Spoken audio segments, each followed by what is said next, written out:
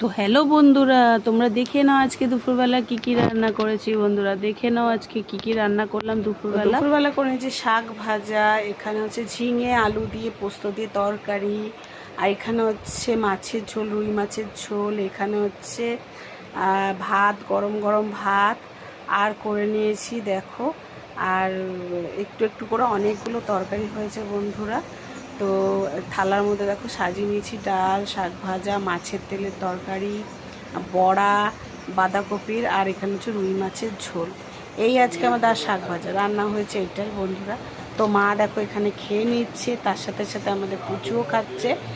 আর দেখো মাকেও সাজিয়ে দিয়েছি থালায় করে, মাও খাচ্ছে।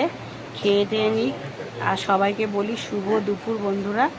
আর আমার কর্তা মশাই এখানে বসে বসে এই দাঁড়িয়ে দাঁড়িয়ে আলু মাখছে, দোকানের আলুটা তো রেডি করতেই হবে, তাই আলুটা রেডি করছে বন্ধুরা।